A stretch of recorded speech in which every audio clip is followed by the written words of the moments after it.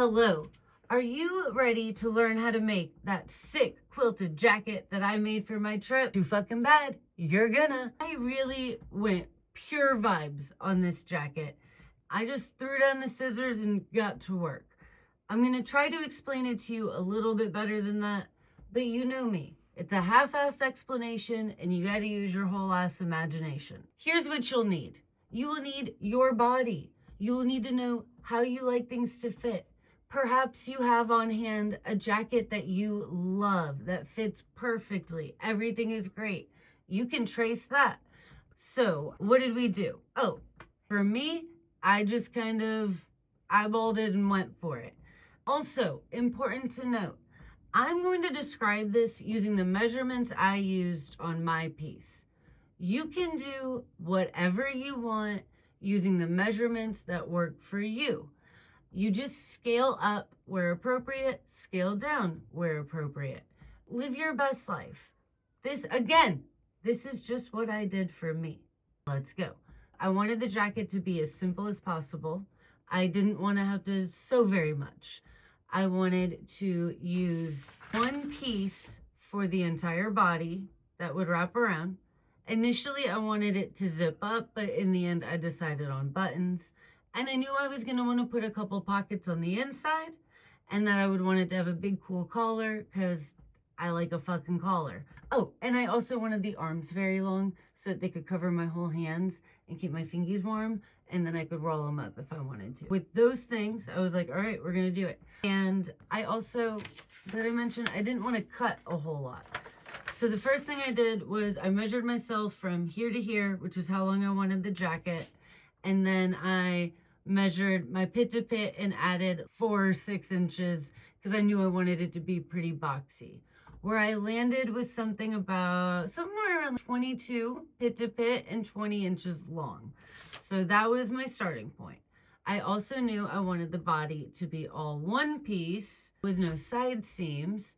So I thought, how do I do that? Well, 24 and 48. I'll just show you. I'll just stop this and start this.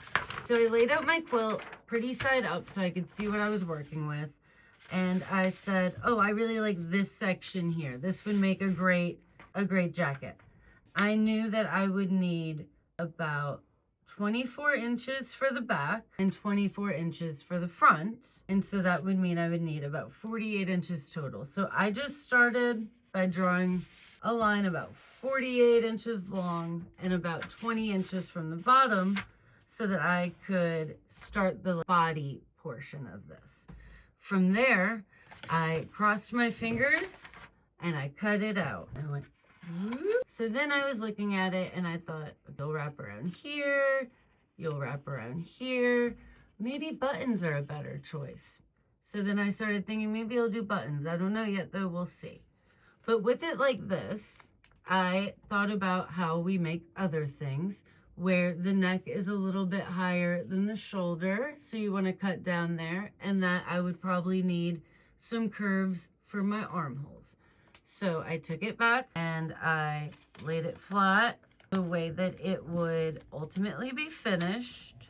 And I measure my neck. I figure out how big that is. Bippity boop, bippity boop. In center, you can draw that. So I did 8 inches here that I knew would need to be cut out for a neck, at least on the front side. And then I know that it's about 2-3 inches down for the shoulders. So from the neck over, I did 2-3 inches down. And then I chopped it, and then I only chopped this circle out for the front. So half circle. And then for the back, I just did it down about 1.5 inches. So your back neck comes up a little higher than your front neck. Then I was like, shit, the arms. I tend to about 8 or 9 inches here. I knew that I wanted it to be a little oversized and boxy. So from the tip of this corner here, I measured down about 9 inches, probably, give or take. And I did that on both sides. And now, certainly, there's an easier way to do this, but I was going for quick mode, not easy mode. So I drew out, here's to the 9 inches, and then you can just make this little curve. It comes in about 2-3 inches right here, but your back side doesn't need to curve in quite as far. So then I flipped it over and made the oval on that side a little more narrow. So it came in about 1 inch versus the 2 inches on the other side. I hope this makes sense. So here you see it's kind of a bigger semicircle and then smaller. I did a little down the middle to break them apart, and then what I did was I took these two and I opened it up like this so that we had the back folded in half, and this is the center armpit for both, and that way I knew they would be dead even. And I just picked the one that was on top and I cut around, making one side a little bit bigger and the back side a little bit smaller, and then it looks like this, and then when you open it up it's like this. Makes sense? So over here that would button there, you got your armholes, your neck holes. This is where we're at. At this point you're probably thinking, oh shit, I need sleeves. You're right, you do. You need to know how long you want them too. Depending, actually, you do need sleeves, but right now is a good time to try this on to see where everything's hitting and to figure out if you need to cut anything in further, or if you cut in too far and you need to scrap together some things to patch it up. Gives you a good idea for like preliminary fit. And then you can make your sleeves. If you think that, or you know that this shoulder is gonna hit you here, then you don't need to measure from here to here for your sleeve length. You need to measure from here to here. If you want them to be extra long, just add a few inches and you'll figure it out. It's also very handy at this point if you can trace an existing sleeve, but if you can't, no big deal. We're gonna wing it, because that's what we do. For sleeves, I know that it's gonna need to be bigger here than here, here and here than from here to here. So you're already thinking kind of a triangle shape. And I know that I wanna have as few cuts as possible. So I'm gonna take the edge of my quilt and fold it over, and then this becomes a fold rather than a cut. And let's say you take this guy here, you figure out how big these holes are from here to here, and you can in fact actually just trace it. So what you couldn't see me doing was putting this here and then just tracing right along that line. This hole, maybe it's 9 inches, so you know that you're gonna need at least 9 inches here on this curve, because remember you have the other side that we're also working with that'll double it for you. Then at the wrist, you might want it to have, a 5-inch, 6-inch opening, we'll say. So you'll then go 6 inches from here to here, flat. So then you'll measure about 6 inches up here. So fold 9 inches, your 6 inches, and then you just draw a little line to connect the two. Do one sleeve first and then fit it into your jacket before cutting the other sleeve. So we're cutting this one out. Now you would take this guy, make sure that you have cute sides kissing down the sleeve, and then you would put it, how do I explain this? You would put it inside here, clip it into place. How do you explain that? Cute sides kissing on the sleeve. You zoop that down the center there. So now she is sewn into place. Zoop, just a straight stitch. While it's inside out, you will line it up with this sleeve hole and pin it into place, my dear children. Pin that motherfucker. And then you zoop the whole little circle. Then you flip it back the right way, which will do much easier when it's fabric and not paper, but we're gonna pretend we just sequenced it, I guess. All right, so now you flip it the right way. It's attached in here. It's a whole sleeve. You're gonna put it on your body, see if it fits. Do you have enough room? Did you cut it right? Is everything good? You may even actually, more ideally, not sew it into place. Just, okay, we're gonna have to go back a little bit. We're retaking some things. When you have your sleeve all cut out, you're gonna zoop down one side, you'll have a tube. Then also at this point, this should be inside out because you would have zooped with the cute sides kissing. We flipped it out to show you, I guess. Then you are gonna pin it to the body of your jacket. It's gonna slide into that hole. You're gonna pin it into place. You're gonna try it on, see if it's a good fit. Do we like it? Is it too narrow? Is it too wide?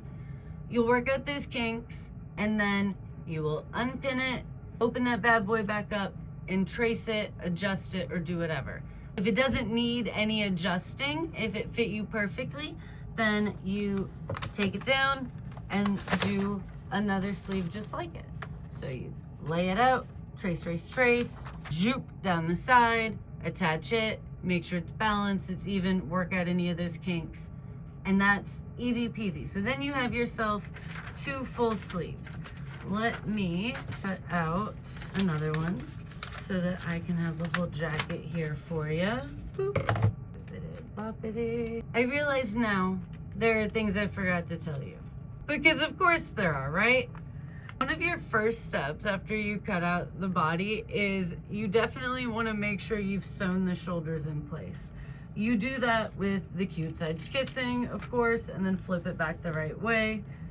Every step of the way, you are going to be trying this on, making sure everything is working the way it should and that it's fitting well. You also probably want to make sure that when you sew on your sleeves, that the seam is at the bottom. It just looks and feels better. Mine are actually lopsided. One is in the middle and one is on the back. It happens. Once you get these pieces together, you pretty much have a jacket. Now you'll need a collar. You'll want to do some finishing here, probably some finishing here. Those pockets, you're going to want to put the pockets in. Let me talk about all of those little pieces. For the pockets, all I did was draw out, I laid my phone onto the quilt, laid my phone out, and then I said, this pocket needs to be this big to hold my phone. I'm gonna make it a little bit taller because I super don't want to lose my phone. I also thought about buttons and things like that. Once I drew that pocket, this is not to scale for this jacket, I cut out 2 of them. I picked some places on the fabric that I thought would be extra pretty. I cut on the fold so that it would be, these are still not to scale at all. Cut on the fold so it's fewer cuts and more symmetry. And then when you open it up, you've got a pocket here, a pocket here. You will just open up your jacket. These are so big, we're gonna just do an extra cut so that it looks more right. Now, a quilted jacket is great because there's a lot happening on it. You can have ugly stitches running through it and it's like not a big deal because you can hardly see them. So I took my little guy, you take your pocket and you're gonna wanna press. You're gonna fold over little pieces of the edge and press them down. And then you're also gonna wanna finish the tippy top of your pocket so it's not raw, fold it down. So you're gonna fold everything back, press it flat, amazing, you're doing great. And then you're gonna zoop across just the tippy top of the pocket where the raw edge is. You could go around and finish the whole thing. You don't have to, but you could. It'll look nicer if you do.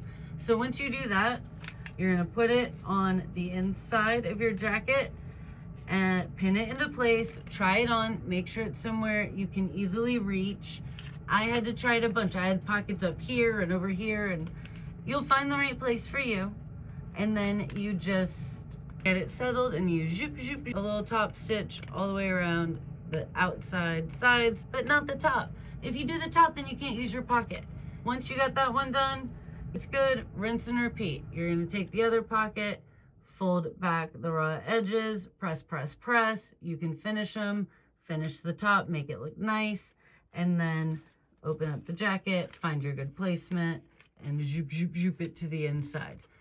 If you want it to look neater on the outside, you're gonna need a different tutorial because that's That's what I did. That's what I got for you. You could also add pockets on the outside that would cover that stitching. Follow the same process, make them a bit bigger so that the ugly stitches are on the inside, not the outside. For the collar, I made my collar by happy accident. It was what was left out of some scraps that I cut, probably for the sleeves, honestly. It was laying on the ground. It was looking real cute, and I thought, this kind of looks like a collar. So I measured the distance all the way around here and figured out how long I would need it. And I just started playing with that scrap piece of fabric. I started in the center, it's hard to tell. I started in the center of the back of the jacket, and I just laid it different ways, played around with it, and tried to figure out what looked good. When I settled on a shape, it was probably kind of like something like this shape. I put it on and I thought, oh, hell yeah, brother. I love the way that looks. So then I traced it around, pinned it in place, made sure I did really like it. And then I put it back on the quilt and I traced around it and I cut a second piece just like it. Now they're twins. Then I finished the edges on that. What did I do? I think I zigzag stitched around the edges that were raw so it would be held into place. And I attached them. So we're going to take this one. I liked the way it worked. It was a little long, so we'll cut it here.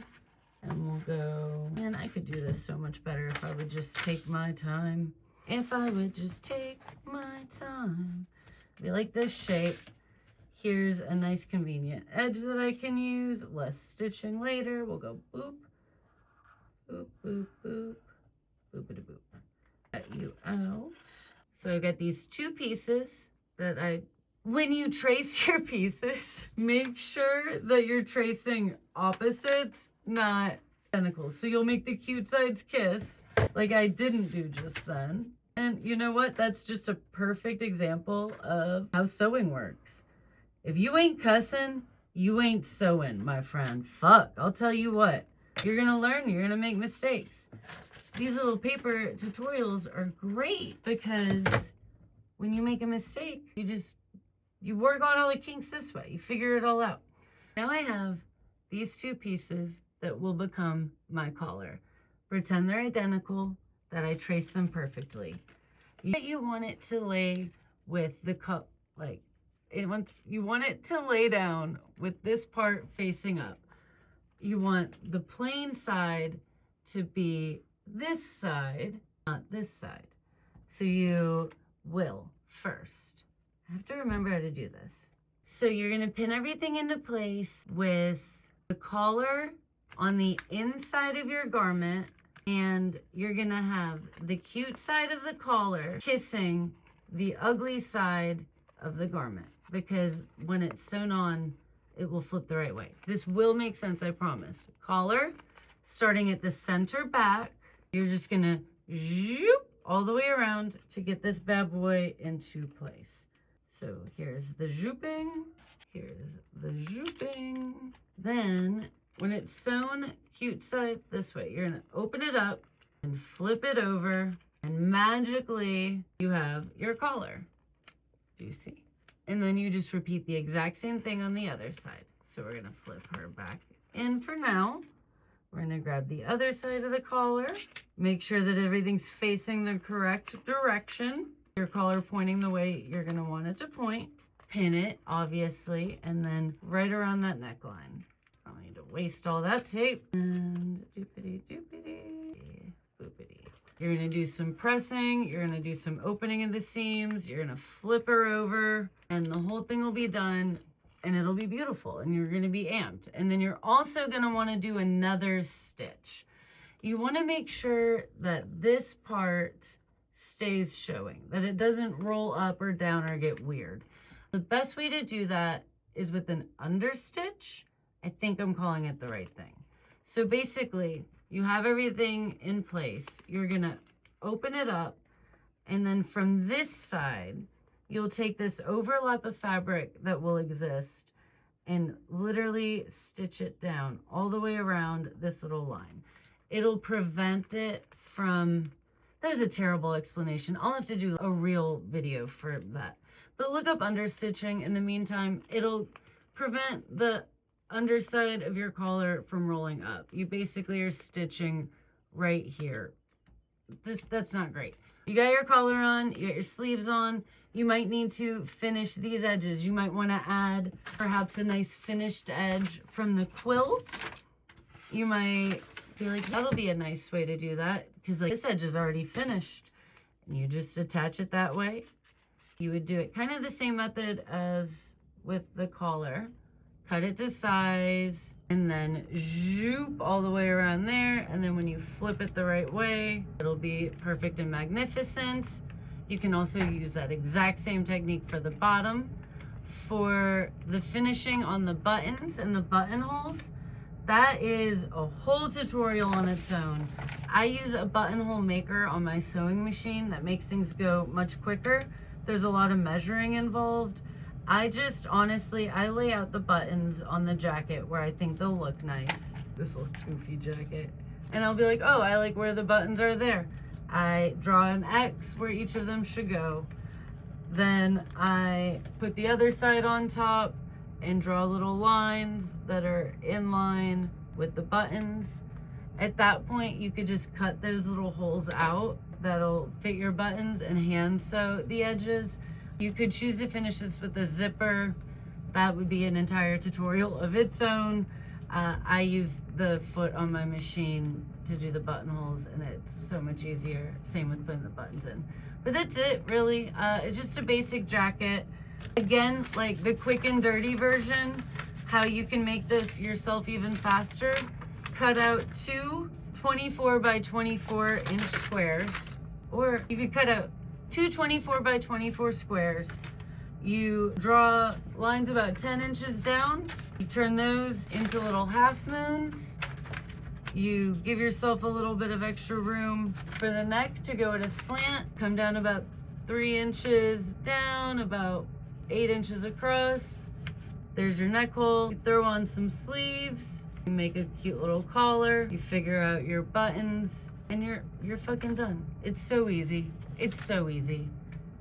I love you. Great work. This was very long. Oh my God.